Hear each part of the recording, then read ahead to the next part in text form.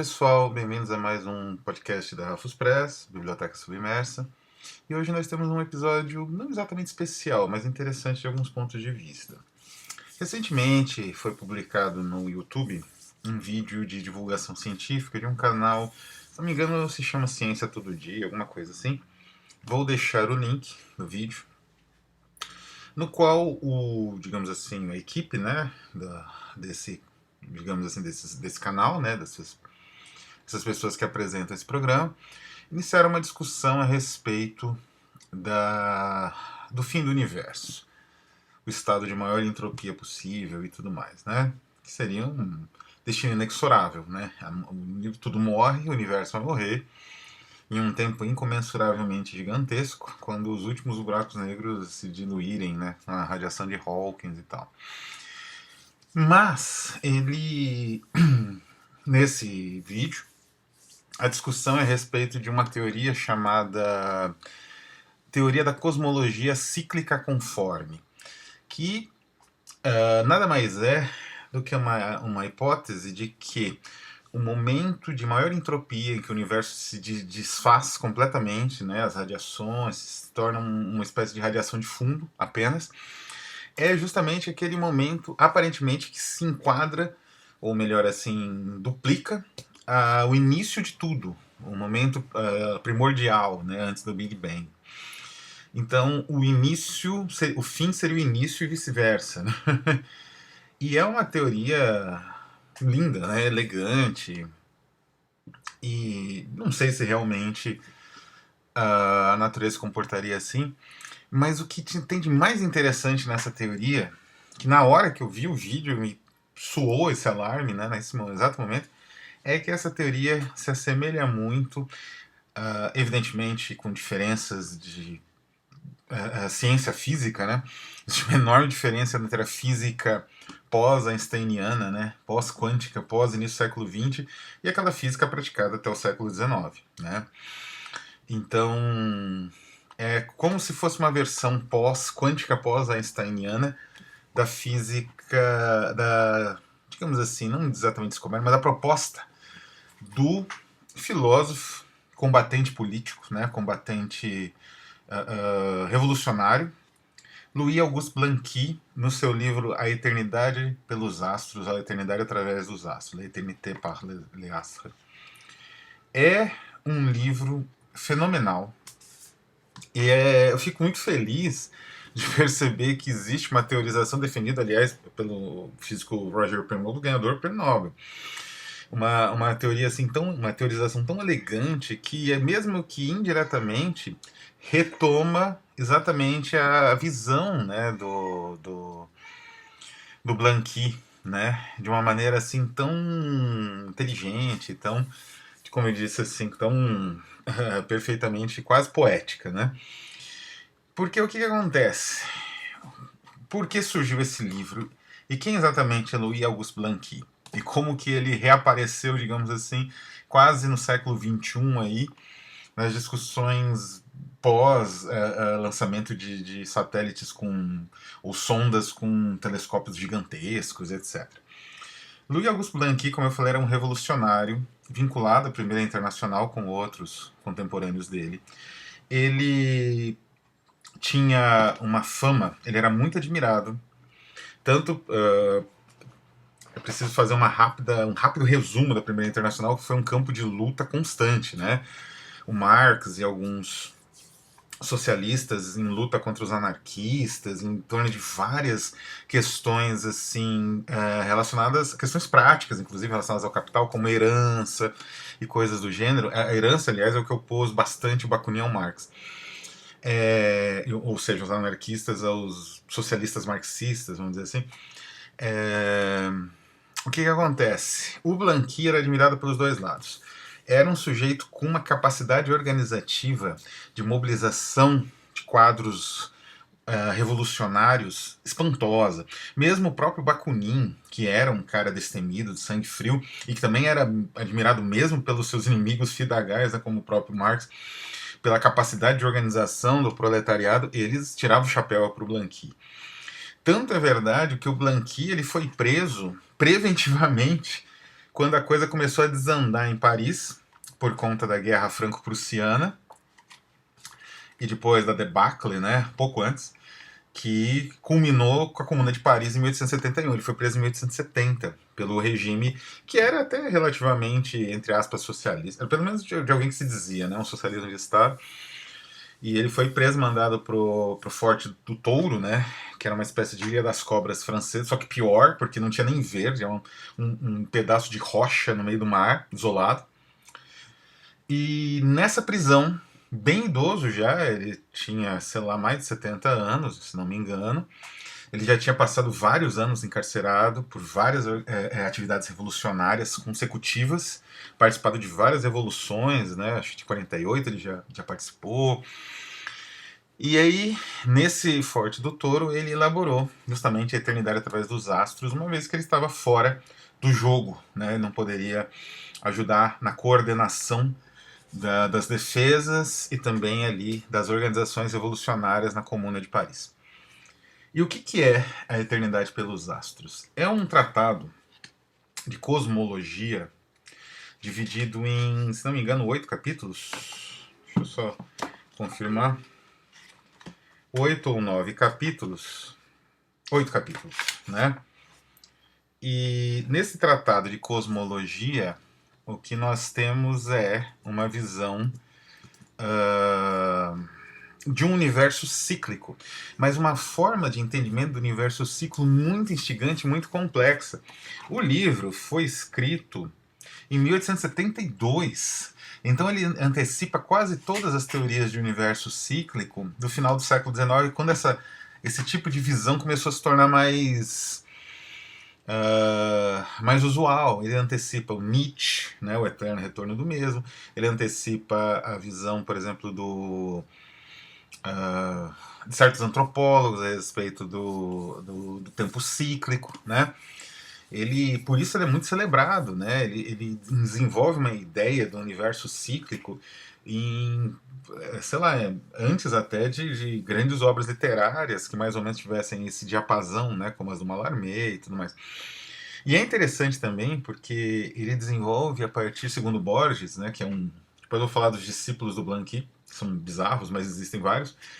O Borges, ele fala que essa visão dele de eterno retorno é uma visão ancorada em concepções científicas. Então isso torna digamos, a proposta muito mais densa, né? Essas questões científicas, elas criam uma espécie de similaridade entre o macro e o micro, enquanto você vai lendo, só que é uma similaridade sutil.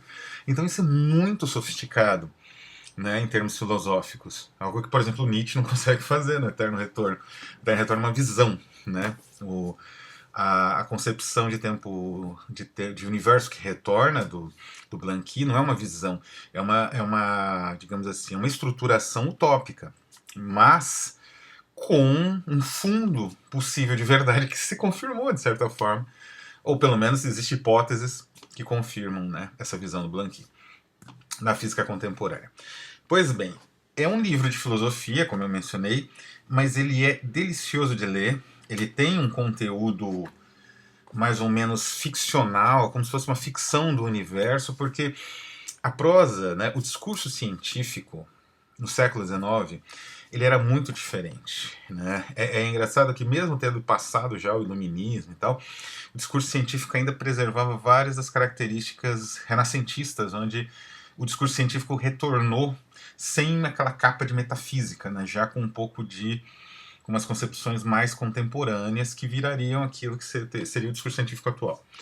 Mas era um tempo de transição, então o discurso científico ele tinha elementos literários, elementos poéticos, elementos narrativos, né, que recuperavam inclusive a própria essência grega disso, né, desse tipo de discurso. E o Blanqui tem bastante isso, né? Ele descrevendo a distância das estrelas, né? Aí ele descreve as observações do Laplace a respeito dos cometas. Ele vai pegando várias ideias né, de eventos cíclicos, o número de partículas do universo, porque a teoria dele, digamos assim, a base é que seguindo a concepção lavoisieriana de que nada se perde, tudo se transforma, né? Nada se cria, nada se perde, tudo se transforma. Os componentes químicos do universo não poderiam se perder. Eles teriam que sofrer uma transformação. Só que essa transformação, de certa forma, implica numa perda, no final das contas, que é a perda de energia da entropia, do fim do universo. Ele entende que essa perda de energia vai representar, em algum momento, uma recuperação dessa energia de uma outra forma. Então, para, digamos assim, como ele não tinha os elementos da física contemporânea, não é, de observação de radiações e tal, que não existia nenhuma concepção em torno disso, o átomo era indivisível, ele trabalha com uma ideia de conflagração. O universo é uma espécie de forja, em que os elementos dispersos vão se reunindo, de uma certa forma, eles vão retornando ao seu estado primordial, quer dizer, eles não se perdem, né? Eles continuam existindo, seguindo Lavoisier, e essa forja do universo é responsável pela reconfiguração desse universo. Né? Evidentemente, o universo para ele era bem menor do que o universo para a cosmologia, né, a astronomia atual.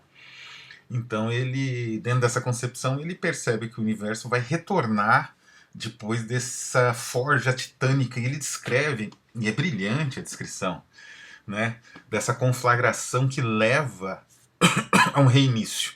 E depois, as mesmas coisas, a conflagração que leva ao reinício. E é aí que ele cria uma ideia de eterno retorno muito interessante, porque ele já configurou esse universo cíclico através de elementos químicos que, digamos, são reaproveitados em outra reconfiguração. E aí que ele propõe que a existência volta também, né? Nós voltamos, talvez uma outra configuração, né?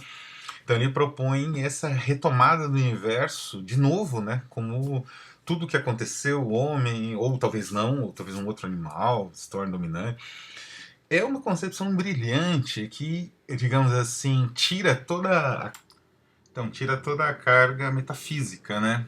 Então a visão do Blanqui, ele é destituída dessa metafísica, dessa visão assim cultural, né, que se associa a uma ideia de historiada, né, de eterno retorno como o tempo cíclico das estações, como acontece muito com a antropologia. Não. Ele conseguiu montar uma noção de eterno retorno muito bem fundamentada na própria física contemporânea. E isso é brilhante. Na física contemporânea dele, e de certa forma ressoa na física até hoje. E eu tenho uma relação muito especial com esse livro, que eu li em 2012, 2015, acho que foi 2015 ou 2016. Eu tenho a edição publicada no México, né, pela 2.000 exemplares, né? Pela Siglo XXI Editoras, da cidade do México, com introdução da Lisa Bloch de Berrar. É uma introdução brilhante, a melhor introdução desse livro, que tem vários elementos históricos, é uma pesquisadora uruguaia. E aqui nessa introdução ela faz a associação clássica, né, dos discípulos do Blanqui, que são justamente Walter Benjamin, ou Benjamin, que descobriu o Blanqui quando escreveu a tese sobre o conceito histórico, que foi impactado pela visão do Blanqui nos seus últimos ensaios e mais importantes, como aliás a tese sobre o conceito de história. Jorge Luis Borges e Adolfo Bioy Casares, né?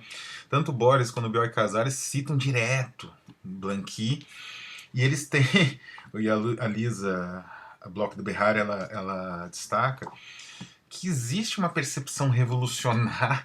Pode parecer paradoxal ou bizarro, falando de Borges, que é um cara que é conhecido por ter apoiado a ditadura militar, tudo bem por uma miopia, isso é até irônico falar do Borges, mas enfim, uma miopia histórica gravíssima, né? Mas existe, principalmente no jovem Borges, assim, e depois, durante a vida toda dele, uma concepção revolucionária em relação à percepção da realidade, que tem um elemento político forte, como demonstra o conto mais famoso dele, o Tlon Uqbar Orbis Tertius, que é inspirado também um pouco no Blanqui. E o Blanqui aparece com muitos elogios num ensaio filosófico, metafísico, brilhante do Borges, que é que é a História da Eternidade, que ele fala justamente dessas concepções de tempo cíclico e cita, né, a Eternidade através dos Astros. É um livro dos anos 30, ele praticamente descobriu o mesmo livro que tinha na Biblioteca Nacional de Paris, junto com o Benjamin. Acho que um pegava da biblioteca e o outro pegava, né? Ah, tá, que Benjamin, que será esse? Aí ia Borges. E Bioy Casares também, até nos contos dele, ele cita bastante. Então eu acho o seguinte, é uma obra brilhante, é uma obra que tem um impacto imenso na ficção e na filosofia contemporâneas, e mais que isso, né? Como a gente viu, é uma obra que tem uma ressonância até na física. Os físicos não conhecem, mas com certeza os filósofos conhecem, então existe essa ressonância. Existe uma versão em português do Brasil, lançada pela... esqueci o nome da editora. Foi pela Cultura e Barbárie, excelente editora, com um prefácio do Jacques Rancière. É um bom prefácio. Também, inclusive, ele menciona essa questão dos primeiros revolucionários, assim, dos primeiros socialistas, terem essa associação renascentista com conhecimento, né? Essa relação renascentista com conhecimento. Então, alguns eram polígrafos, né? Polímatas, igual o próprio Fourier, tipo, sabia fazer várias coisas, era também astrônomo, amador, né? E isso era uma espécie de reflexo da percepção utópica da realidade, da percepção que não se coadunava com a realidade imposta, né? Então, isso é interessante, porque o Fourier também era admiradíssimo por todos, né? Mesmo sendo que discordassem dele, da visão dele um pouco utópica, que depois se viu que não era tanto, né? Era uma visão, digamos assim, de sociedade, conjunto de sociedade, de cultura, que teria seu valor posteriormente. Bom, eu vou falar um pouco de Fourier no futuro. É, mas, para mim, o principal do Blanqui é que ele inspirou o meu retorno à ficção. Né? Eu tinha escrito ficção no início dos anos 2000, parei, não sentia confiança. Aí, graças a um convite de Dan Ghetto, né, o editor da Monta Braxas, na Romênia, e a descoberta desse livro, eu pude retornar justamente numa homenagem à noite, né, que é The Gift of Cosmos Comet. É um livro que eu tenho um imenso preço, não só por ter meu conto, não é? The Extinction Handbook, né? O Inário da Extinção. Foi adaptado para história em quadrinhos, com desenhos do Fábio Lauvian, já esgotado, história em quadrinhos. Quem sabe um dia eu reedito. E é um. Enfim, é um livro maravilhoso, é interessante porque é exatamente essa visão do cosmos, que é a visão que aparece no livro, né? Então, essa coleção de contos, de certa forma, não é só meu conto, mas um pouco, cada um deles reflete uma espécie de homenagem, ainda que indireta, né, silenciosa, ao grande revolucionário francês. Então é isso, vou ficando por aqui e até a próxima, antes do fim do universo.